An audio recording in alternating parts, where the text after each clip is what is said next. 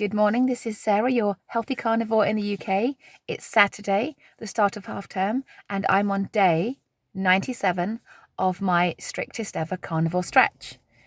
I've just picked up a whole load of fatty beef, but my son walked past the car and I gave it to him to put in the fridge, so I can't show it to you, but I've just picked up 4 pounds of, you're going to think it's crazy what I say next, 4 pounds of freshly cut this morning. It hasn't been frozen. They've given it to me fresh. They've cut it this morning in readiness for me to collect.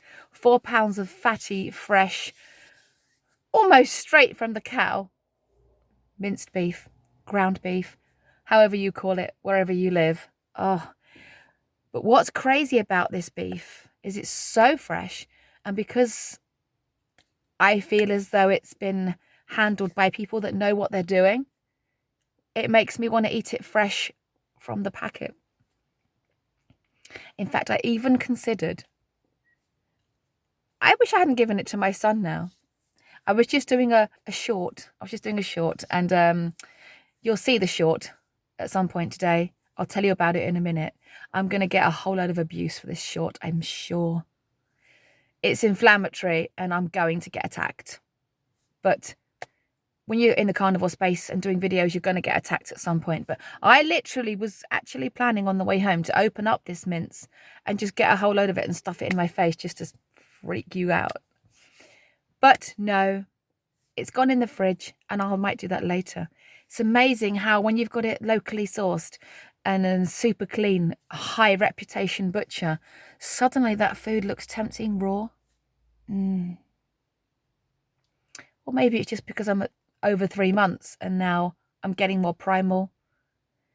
You know, my egg yolks have got more raw and more raw. You know, before I had quite an aversion to runny yolks, and now if my yolk is even slightly gone hard, I think I've made a mistake. So I think you do become more primal. So if you are someone that struggles to get to 90 days, give it a go. I know we're run out of time now to do that before Christmas, but maybe give 50 or 60 days a go. You can still get some incredible benefits from that. Okay, so I'm going to talk about thyroid in this episode, but I'm also going to talk about in the news today.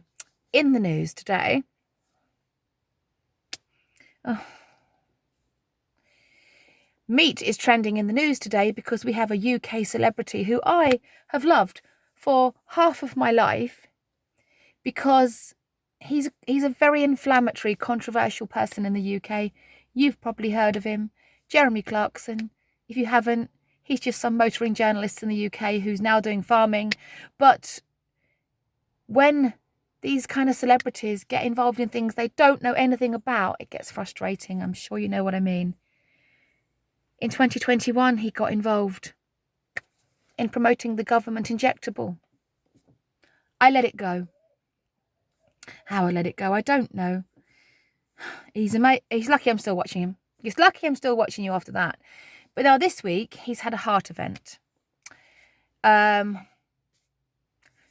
it's going to be impossible to know exactly the pinpointing cause, but in all of the news headlines and in his articles, he's saying he is going to start cutting back on his red meat. And so, of course, the media, who will say anything, they will say any bullshit to get a story, they're now printing that on the front page.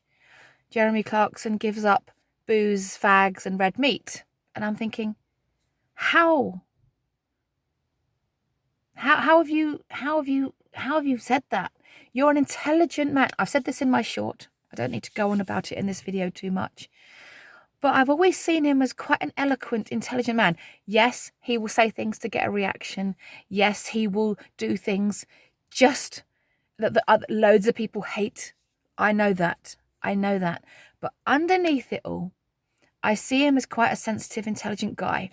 And so when this sensitive, intelligent guy thinks he knows anything about nutrition, he spends most of his time thinking about his cute girlfriend, his farm, and cars. He has probably done zero research into anything health or nutrition, right? And so he's just seen an article in front of on the paper somewhere on the Daily Mail about red meat. And he's that's it. I'm going to stop having. He should know better. He should know better. And he does know better, really. That's a rant, I know. But it doesn't help our cause when we know in the carnivore community there is no evidence whatsoever. None. Diddly squat. Jeremy, there is diddly squat. I should have put that in the short because that's the name of his farm shop. Missed opportunity there. I might do another one in the week. There's diddly squat evidence of damn. Don't you just wish you'd done this video first and then done this short? He's opened up a farm and he's got a farm shop on there called Diddly Squat. And I've just now used that word and I could have used it in my short. That short will probably end up getting deleted because I'll probably get a whole world of abuse. And the person it's aimed at, Jeremy himself, won't even see it. But I'm supposed to get a certain number of million hits on a short to help me get my watch hours up. But to come up with something, I have to come up with something really clickbaity. And that does mean, sadly, a whole lot of abuse tends to come with it. And I am aware of that. Probably going to switch off the comments on that and make it so it's suitable for children so that I can't get comments on it because I don't know if I can be bothered. But I feel so passionately that now all over the newspapers, I've just been out this morning to get a few bits and pieces, and obviously I'm walking past newspapers and his face is all over the newspaper. Jeremy's heart attack, you know, he's now going to stop eating meat.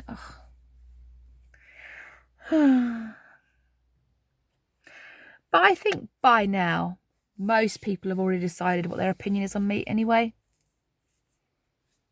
I think he's not going to suddenly get a whole load of people going, yeah, I hadn't realised that about meat, because everyone's already been told it. Everyone knows what the common opinion is on meat, right? So it's not like it's a new information. They've been trying to put us off it and making us scared of it for 50, 60 years. So it's not a new piece of information, right? People are either going to be... We had the whole mad cow disease, for goodness sake. Jeremy Clarkson saying whether or not he's going to eat meat. I don't even know why it's upsetting me, because it's all going to be forgotten about next week. Anyway, the last thing I want to talk about on this particular video... Sorry, I'm just... Maybe I should go and eat loads and loads of that raw minced beef so that I can get my zen. Get my zen. Today's first day of absolute 100% oxalate free. As I've been saying in my previous videos, I've been on what you might call an ultra low oxalate level. I've been drinking some unfermented green rooibos tea that has like 0.46 of milligrams of oxalate in it, which is virtually nothing. And then on occasion, I might have a slice of salami or something that's got a little tiny bit of black pepper in it. It hasn't affected my cravings, and it just doesn't affect me in any way, and it's not an everyday thing. But it does mean that I'm still having some. So today we are going 100% no oxalates. I'm wondering if I can get myself another weight loss this week from removing more inflammation from my body. Still working on the fat loss, but... Two things happened yesterday. Two videos I watched yesterday made me think I need to spend a bit more time thinking about my thyroid. I don't know how I haven't spent more time thinking about my thyroid. I think it's because I had that blood test last year at the doctor's, and because doctors' ranges of things are... In the UK, we only get blood tests if there's something wrong with you, okay? And I've been told numerous times over the last few years that doctors' ranges and things that we have are normal, but may be quite a long way from optimal. And so when I got my results on my thyroid last year, I think it was because I was mostly obsessed with my iron levels at the time, and I was just worried about my iron all the time. And I'm not so worried about it now. But because I was so concerned about that, I didn't do much research into my thyroid. And somebody did comment on one of my videos saying, actually, that thyroid number could do with being a little bit lower. And I still didn't really take it too seriously. I thought, it's in normal range. I'm good. I'm not losing weight because I'm just not being consistent. But of course, we're now at day 97 with no fat loss to speak of. And I saw 2 videos yesterday that made me think I really do need to think about my thyroid a little bit more. I need to make sure that I'm following the Elizabeth Bright advice of eating as much fat as possible, starting the day and getting some fat in early as possible. I may even need to consider bringing back a bit of butter. Not the heavy creams and the cheeses and things like that, but maybe consider bringing in some butter. And I really craved some butter this morning, first thing. Because her recommendation is getting some fat in, not protein, but fat in quite soon after you wake. And I'm considering changing that in my life. I don't know. I don't know whether the butter's going to have any effect on my psoriasis or not, but I'll know quite quickly if it does, right? I'll get feedback quite soon. So considering bringing back butter early in the morning to get some early fat in there. I'm considering that. But also I haven't been consistent with my iodine. I do have iodine in the kitchen, but I'm not consistent with it. I'm not remembering to have it every day. And I could probably be doing with having a stronger dose now. So I think I need to be doing the 4 drops of 5% Lugol's iodine in the morning. And I think I need to be perhaps eating some butter in the morning. No protein, just butter. To get my, to make sure I have no problem with my adrenals and make sure my thyroid is functioning beautifully. Let's tell you about the 2 things I heard yesterday. One was an Anthony Chafee podcast yesterday morning. I got up really early yesterday morning. I don't know why.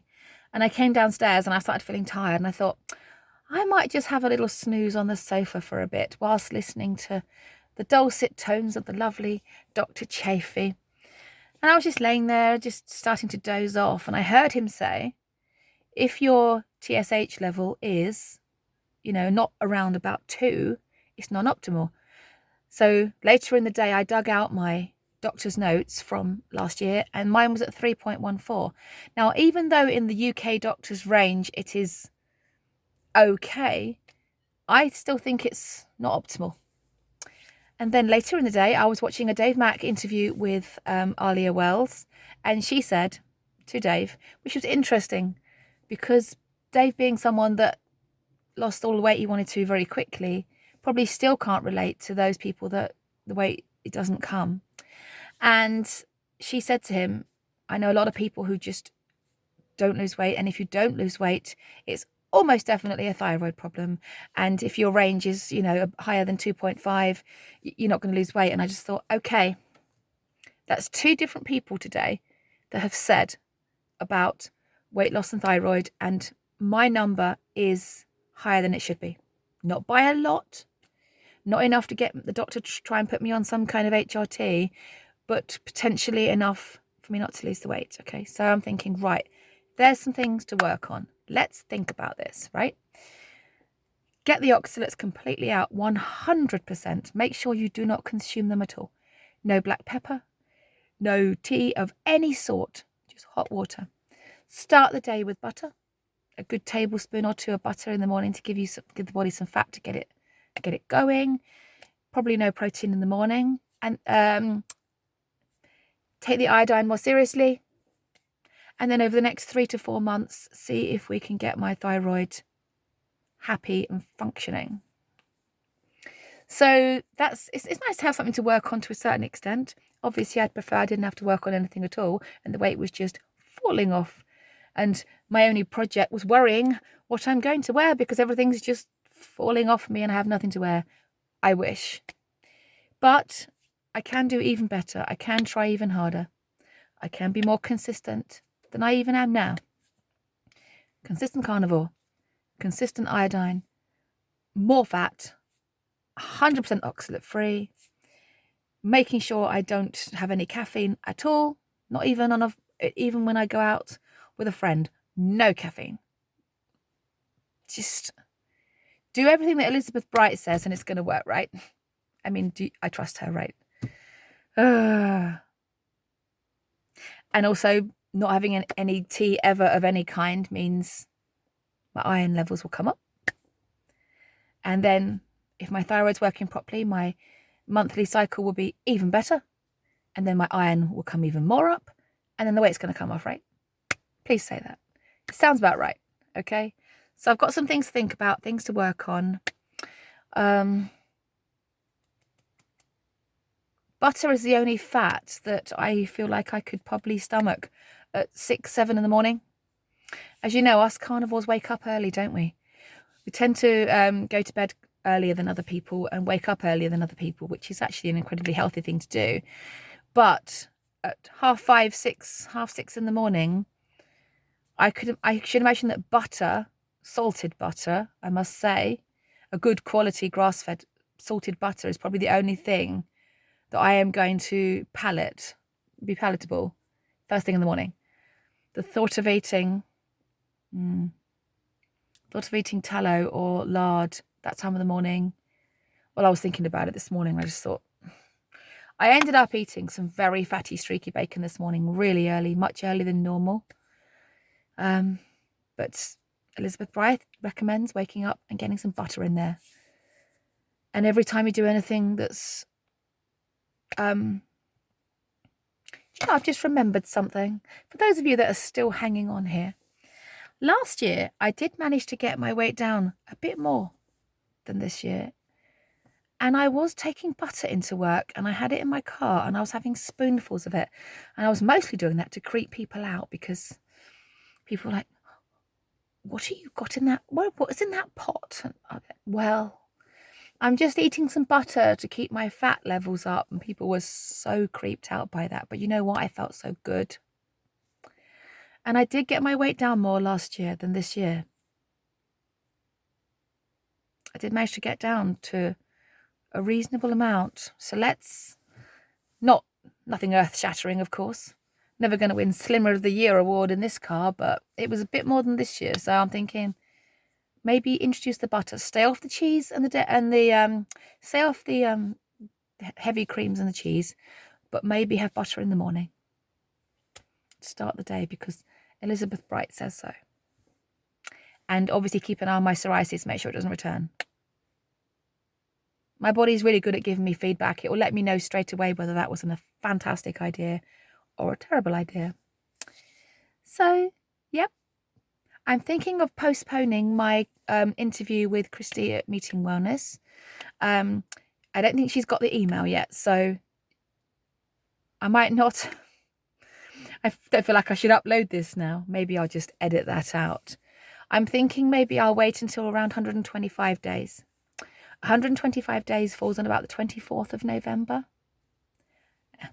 Roughly the 24th of November. Yeah, I have worked it out on the calendar this morning. My 125 days is 24th of November. And I'm going to see if she's free on that date.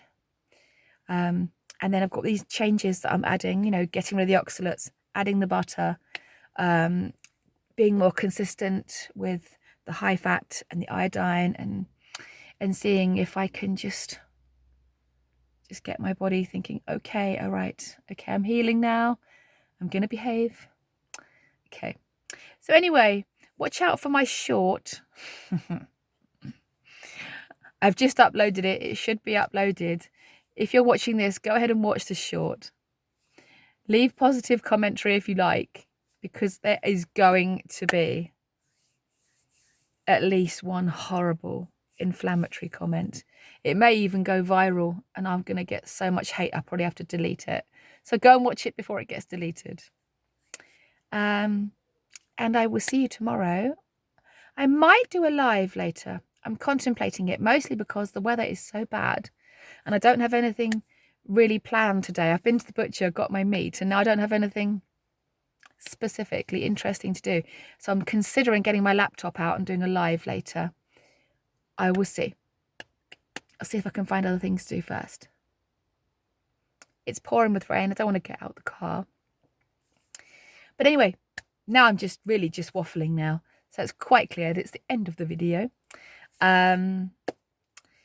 I will see you tomorrow on day, which is Sunday, and it's day 98. On a sunny day, I would be doing a video near my local lake, like I did last year. I need to get some walking in. Now that if I'm at home, I'm not going to be as physically active. So I'm going to be doing some walking around the lake and things like that. My plan is not to walk around my local estate because that's just hideously boring and dull. My plan is to drive somewhere beautiful and walk around. So I'll be going to Newlands Corner. I'll be going to around my local lake. I'll be going to different places where it'd be a nice view, and take my selfie stick and try and do a bit of Mitch style walking. And now that I've said that, I'm going to have to do it. So get my walking shoes on. That's the end of the video. If you get any sun where you are, go and enjoy it. And just keep working on whatever it takes for you to be the healthiest and happiest human you've ever been. And it's all within our reach if we're willing to do the hard things. But believe me, once you get past day 90, it doesn't feel hard.